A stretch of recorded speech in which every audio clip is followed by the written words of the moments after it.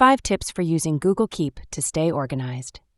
Hey guys, in today's video, I'm going to share 5 simple tips to help you stay organized using Google Keep. So, make sure to watch this video till the end, and let's get started.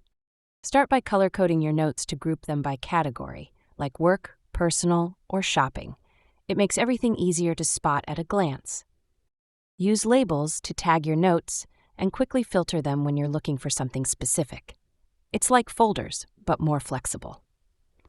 Pin important notes to the top so your high-priority tasks or reminders are always in view and easy to access. Take advantage of voice notes or image capture when you're on the go. Google Keep will transcribe audio and pull text from images for quick organization. And don't forget to set time or location-based reminders so you never miss a task, whether you're at home, work, or on the move. And that's how you stay organized with Google Keep using these simple tips. Thanks for watching, and don't forget to like and subscribe. That's all for the video.